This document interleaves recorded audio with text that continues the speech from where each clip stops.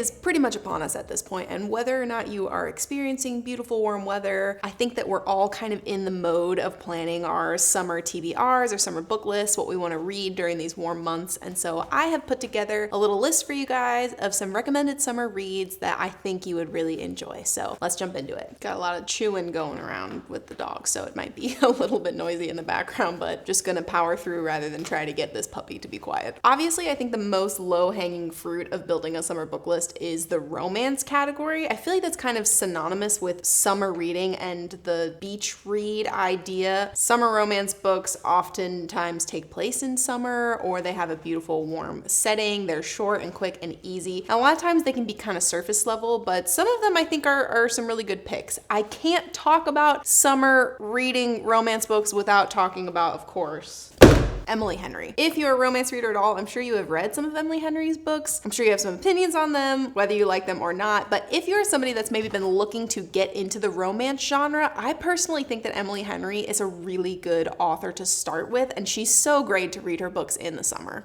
A couple years ago, I was not a romance reader. I basically read exclusively fantasy and then some literary fiction books as well. There wasn't a lot of genres that I was into at the time, and I think that there was definitely a stigma around romance books that was pretty negative. And especially if you considered yourself to be a romance reader, at the time, just the communities that I was seeing or the people that I was talking to, it was looked down upon for sure. Like, you're not a real reader if you're reading romance books. You're definitely lesser than the rest of the top tier echelon of readers, and I think that that is really dumb. There are some amazing romance books out there that are so deep, have beautifully written characters. Obviously, there are some that definitely fall into the stereotypical romance book that a lot of people think of, and if you enjoy those as well, I think that is totally fine. You should be able to read what you want to read and enjoy what you want to enjoy without having all of this pressure and these preconceived notions about them. All that to say, I was one of those people that looked down upon romance readers. Maybe that's not true. I didn't look down upon romance readers. I really admired their courage for saying that they were a romance reader because I thought it was kind of embarrassing, and I was embarrassed to admit that I wanted to read romance. I've gotten over that. I am definitely a romance reader. I love romance books. I think that they can be so sweet and fun and perfect to read in the summertime specifically, and I owe that all to Emily Henry. I would say the first real romance book that I ever read was Beach Read, and I ate this book up. I got it on a whim from Book of the Month when it first came out, and it just became one of my favorite books ever, and it opened my eyes to what the romance genre really could be. The setting is beautiful. It's called Beach Read, so obviously it feels like it could be a great summer read, but all of the rest of her books really kind of have that summertime whimsy that I'm always looking to read and get into in the summer. I think Emily Henry is such a master at writing settings. All of her settings feel like another character in the book themselves because there's just so much detail, there's so much atmosphere, and it's just such an immersive experience. She has a lot of different options that you could dive into. All of them can be read separately, they can be read out of order. So if you have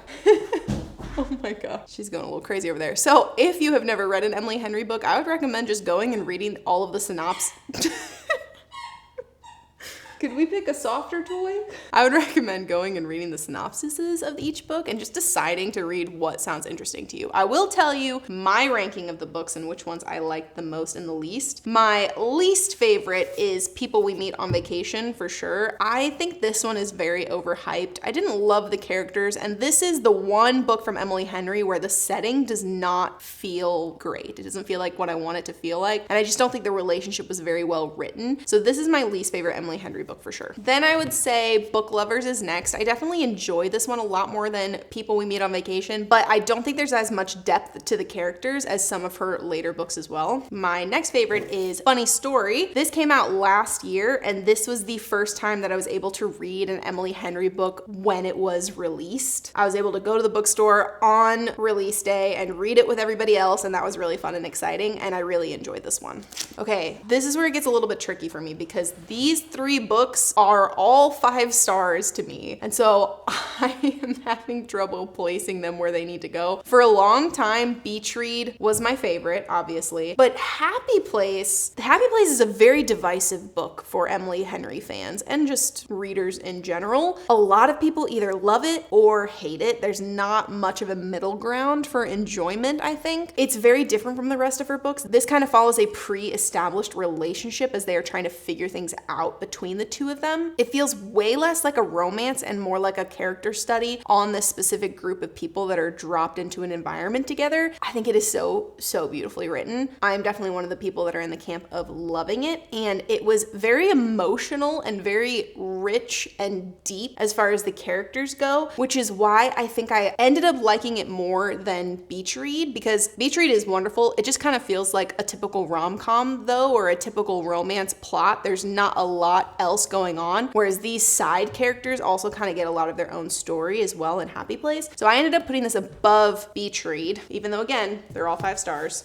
So Beach Read is next. And then Great Big Beautiful Life was her most recent release this April. I loved this book. I loved it. It felt like a lighter, happier, honestly more interesting Evelyn Hugo, in my opinion, with a wonderful romance tied into it as well. I go into a lot more detail on how I feel about this book in my April reading wrap up. I am in so much turmoil over which one I like the most, but because this one is the freshest, I think it's gonna be at the top of the list for now. So then goes Happy Place, then goes Great Big Beautiful Life, and that is my current ranking of Emily Henry books. Nobody asked, but I'm giving it to you anyway. All of that to say, I definitely think Emily Henry would be a great author to try if you're looking for a romance book this summer. I have a couple more in this category that I want to talk about. One of them is Business Casual by V.K. Borison. This is part of the Love Light Farm series, and each book follows a different couple in a different season, and they don't need to be read in order. This is technically the 4th book. I don't think you need to read books 1 through 3 in order to be able to enjoy the 4th book. You can really kind of just drop in. Yes, there are some side characters that you would know more about if you read the other books, but I don't think that it is so important that it would hinder you enjoying this book. So I had to include it because this is the book that takes place during summer. It follows our 2 main characters, Nova and Charlie, and they have kind of had a little bit of a will they, won't they for a while, but then Nova is working on opening up her own tattoo shop, and Charlie is an investment banker and a businessman that is kind of helping her through the process. Charlie's got a big crush on Nova. Nova isn't looking for love at all, and so you can kind of see where that plot starts to form. I think that this series in particular is so enjoyable. It's very sweet. It is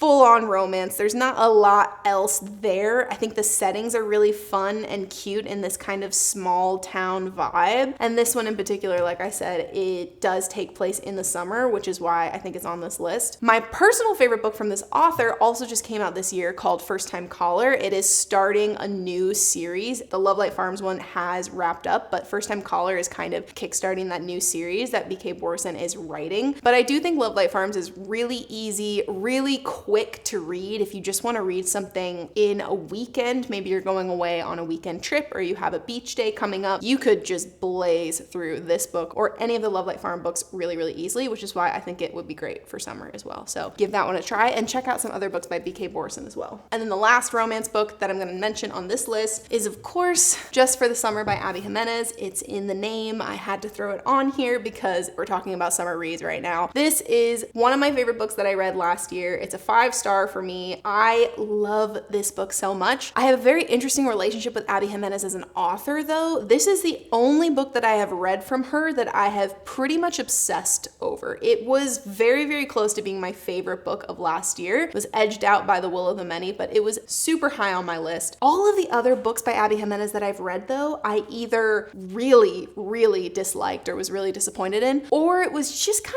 of mid-level, mid-tier. She had a book come out recently called Say You'll Remember Me. I've talked about it a couple times, and I was really looking forward to that. And I ended up being a little bit disappointed by it. I definitely think that I've liked it more than some of her other books, but I was really expecting it to reach the level of Just for the Summer, which is on me. That's my fault. I shouldn't have gone in with such high expectations. Overall, it's just a bit of a tumultuous relationship between me and Abby Jimenez because I don't know what I'm gonna get. Either it's going to be an okay time, it's gonna be a good book that I enjoy but I'm not blown away by, or maybe it's a just for the summer situation where I am absolutely obsessed with it, or it's something else where I just get completely jerked around and hate everything that happens in the end of the book, like the Happy Ever After playlist. There's a lot going on with her as an author, but I'm just gonna focus on this book just for the summer because I definitely feel good about recommending this right now. This follows our two main characters, Emma and Justin, and they have a similar curse on them where they date somebody for a couple of weeks, they break up with that person for one reason or another, and then that person goes on to find their soulmate. And it has happened enough times to both of them that they're like, oh, I think I'm cursed. So Justin posts on Reddit this crazy story about his theory about being cursed. Emma sees the post on Reddit and is like, wow, this happens to me as well. This is the exact same thing that I'm dealing with. Contacts him and is like, hey, we should date this summer. That way, when we break up, it should cancel out the curse and we should both go on to find our soulmates. And so that is kind of the plot for this book, is them dating each other, planning dates for the other person. It's very fun because it feels super casual because they kind of both go into it knowing that they're going to break up at the end of it, but obviously some feelings start to develop. There's a lot of complicated things with their families going on that I think takes these characters to a really deep level. I loved everything about this book. I would highly recommend you read it this summer. It does look a little bit bigger than maybe some romance books, but I read this in a single day. I think it took me like 8 hours. I couldn't put it down and I didn't want to put it down. I just wanted to finish it and get to the end and find out what happened. So it's a very bingeable book in my opinion as well, which is I think a plus when planning out your summer TBR. So consider adding this one if you're looking for a romance book this summer. Okay, let's move out of the pure romance category and into something else. If you still want something that has romantic elements in it or a relatively heavy romance plot, but you don't want to read a romance book and maybe you're looking for like a fantasy situation, I would recommend the Crimson Moth duology. Book 1 is The Heartless Hunter and book 2 is Rebel Witch. I read this very recently actually for the first time. Heartless Hunter came out maybe last year, a little bit ago, and I never ended up reading it, but I saw all the hype around it. I saw how much people really enjoyed it, and I still didn't end up picking it up. And then when Rebel Witch came out this year, people freaked out about it. They were so excited about the duology, so excited about the ending, and so I thought, what the heck, I should just read this because I want to know kind of what's going on. I think I went into it with pretty level expectations and honestly ate it up. I absolutely loved this duology. Is it a perfect series? Absolutely not. There's a lot of stuff in it that I don't think was written very well. I don't think was done very well, but the vibes are there. The writing style is very consumable. It doesn't feel super cheap and surface level, but also it is very accessible and easy to read, which I think is a bonus for this kind of duology and also just kind of what I look for sometimes with summer books. I really want to be able to read them quickly. That's just my personal preference. The Crimson Moth duology follows our two main characters, Rune and Gideon. Rune is a witch and Gideon is a witch hunter. So it is very enemies to lovers, huge cat and mouse chase. There's a lot of political things that go on. It's an interesting fantasy world where this is definitely a pure fantasy book. There's a lot of magic in it. There's a lot of spells in it. Obviously, our main character is a witch, but it kind of takes place in like Regency time period. It's a fictional land in a fictional setting, but it feels like I was in high society London in the Regency area. It's actually very Bridgerton in a weird way, which I was not expecting at all. So the setting itself was very, very simple. There wasn't a ton of world building, but I didn't mind that it was so simple because it was a lot easier to jump into and a lot easier to just immerse yourself in the story and with the characters. I think at its core, this is a romance duology for sure. Like I said, it's kind of an enemies to lovers situation. It's a hidden identity situation where Gideon doesn't really know that Rune is a witch, or he can't confirm that Rune is a witch. There's betrayals across the board because they are not supposed to be together. It's very forbidden. He's a witch hunter, obviously. So it was a very fun story, but I just loved it because of the dialogue and the way that these characters are written. I loved our main character, Rune. I think Gideon was a perfect male main character, and I think their relationship was written in such a good way where it felt very believable with the pacing of it. It didn't feel like they fell in love too quickly. There was plenty of tension added into it. They don't get together right away. Nothing works out. It's very much like the author is just holding the reader captive. Like, you are going to finish this book because I am not going to let you know any piece until the end of it. And that was pretty much true. And I really, really liked it. This also helped me get out of of a very large reading slump, and I think that it's because it was easy, it's because it was super digestible and consumable. I just blazed through these books. And specifically in Rebel Witch, I remember a moment where I was reading in bed and we were going to go see a movie, and so I had like a very hard stopping point where we had to leave to drive to the movie theater and see a movie, and I did not want to put the book down. I was actually very disappointed that I physically had to stop reading. There was no other option for me, and that is a really fun thing to have, because I don't think every book captures your attention like that, where you feel like you can't put it down. This one definitely did for me. Like I said, there's plenty of issues with it. I'm not saying it's a perfect book at all, but there was just enough in it that kept me interested and excited about it, and it's just a fun time. If you want a fun, whimsical, enemies to lovers romance with a little bit of magical elements in it, I would definitely recommend this duology. So maybe you don't want to read romance, maybe you don't want to read fantasy, but you're looking for just like a good fiction book, I would recommend Tom Lake by Ann Patchett. This book is very quintessential summer for me. I read it last summer and it was perfect, honestly. I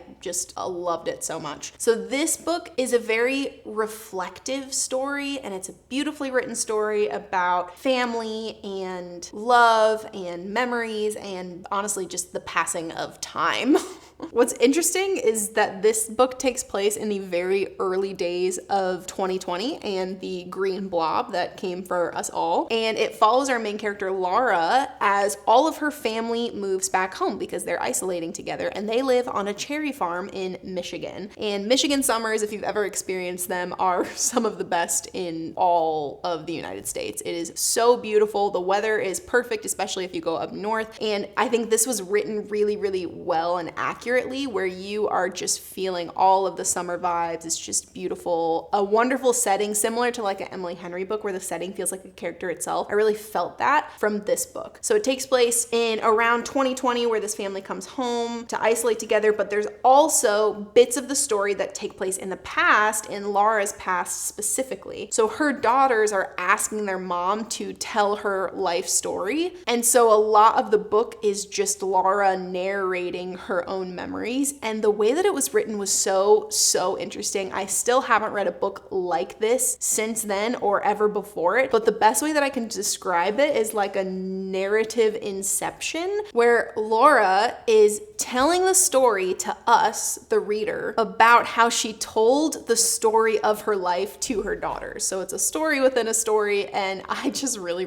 liked that. I think that the writing is very peaceful and calm, and the story is very beautiful, and it focuses on family relationships, romantic relationships, friendships, and again, the setting just feels so quintessential summer. It is not very long, it's very easy to read, and I think it is just a beautiful tale about family. It's very lighthearted and uplifting, but it still goes to those really deep and rich places that I want to go to with these characters. It doesn't feel very surface level, which is definitely something that I loved about it. So if you're looking for more of a family-focused fiction book or literary fiction book, this one feels like the perfect summer read in my opinion, and I would highly recommend it. Okay, moving on. So let's say that you want to actually read some mystery books this summer. I am somebody that has really been looking for a good mystery book. I've really been striking out across the board, unfortunately, but I am a huge Agatha Christie fan. I've read a ton of her books, and I just love the way that she writes her mysteries, and it feels like they could be really good summer reads because they're typically short, they're really fast, you can read them super quickly, and it doesn't feel like the very heavy, dark thriller type of mystery. Some of them definitely get a little bit spooky. Like my personal favorite Agatha Christie book is And Then There Were None, and this definitely gets kind of spooky at times. Like it's not the most lighthearted read, but it's very enjoyable still, and I just love the descriptive writing and the narration that Agatha Christie chooses to use, and I think it's just really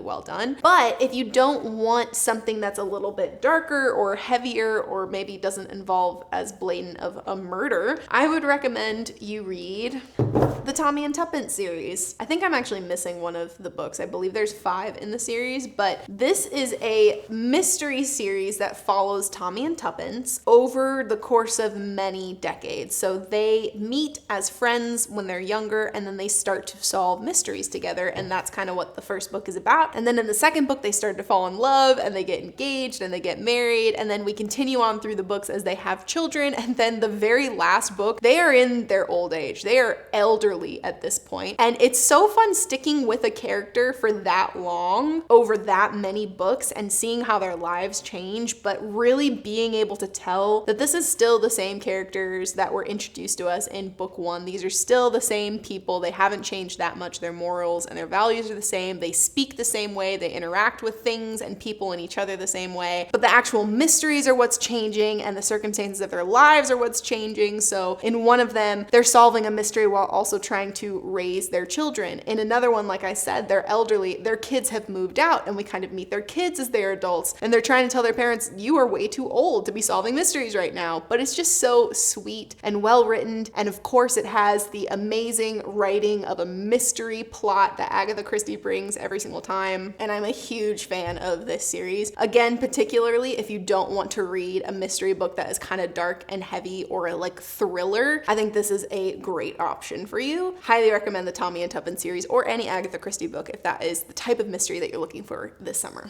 Moving right along. I don't know why I feel this way, but there is part of me that feels like reading a classic on the beach or at the park or outside during the summer is just the perfect way to read a classic and add that kind of to your summer book list. So I would recommend reading Little Women or any classic, of course. I almost picked like Pride and Prejudice or Jane Eyre or Treasure Island as an option here, but I ended up just sticking with Little Women because I think that the stories around family and the ones that kind of span a lot of time and a lot of different seasons are such beautiful ones to read in the summer. Don't know why, I just feel that way, and that's on being a mood reader. I think a lot of people know the story of Little Women, but it just focuses on this family of daughters and their mom and their dad and their lives and the trials that they go through and the tragedies that they face and the things that really bring them together and knit them together as a family unit. It's one of my favorite stories. It's one of my favorite classics for sure. And it looks thick and it looks big, but it is a tiny short book, so it actually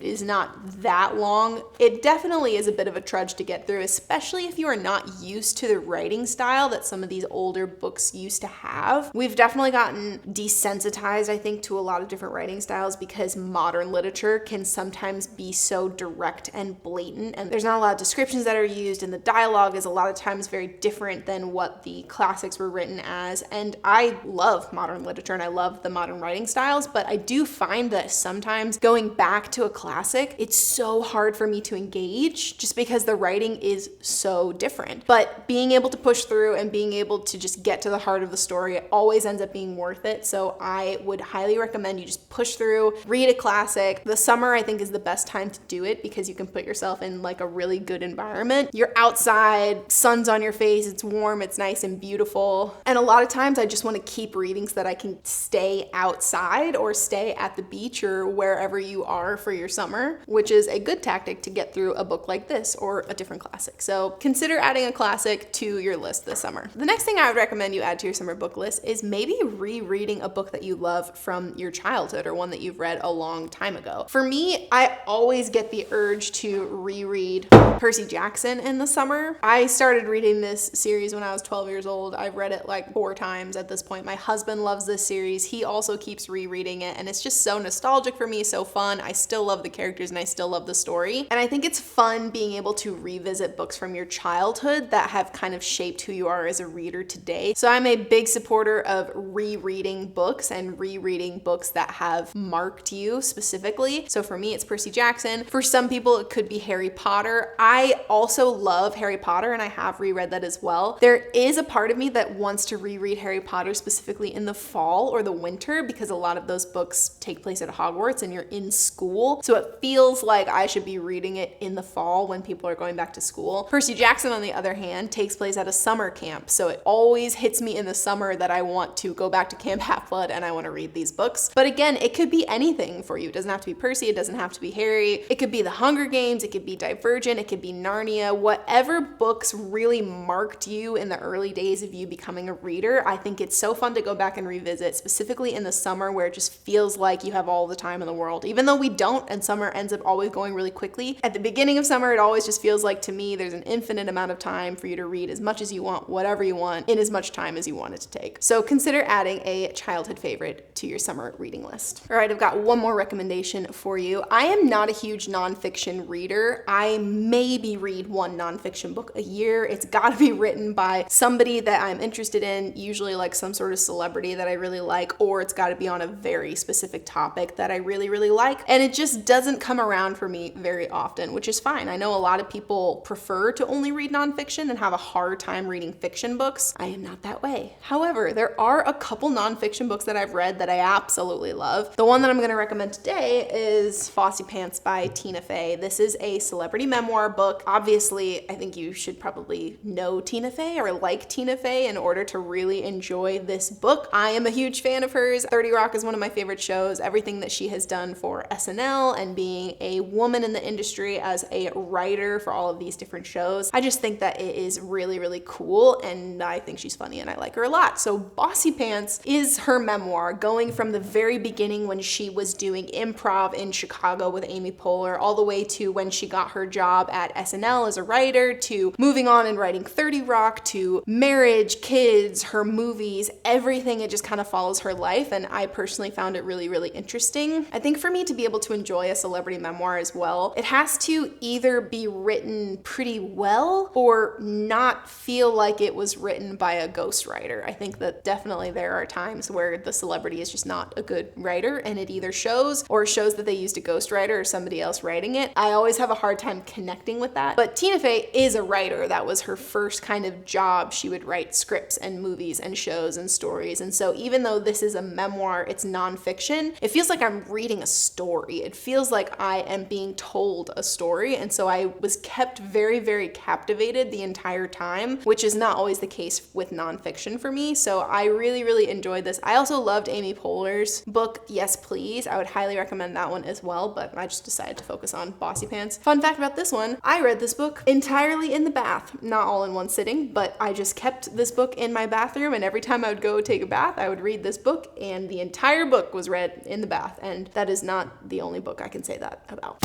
There you go. That is a lot of books that we just talked about, but also more than just specific books, just kind of the ideas of what types of books you could be reading this summer. I hope you were able to find something that sparked your interest even a little bit, and that this was a helpful video for you. If not, so sorry to have wasted your time. Let me know what books are on your list for this summer, because I am currently building my summer TBR. Very, very excited about everything. And as always, thank you so much for watching and joining, hanging out with me on this little corner of the internet, and we'll see you next time.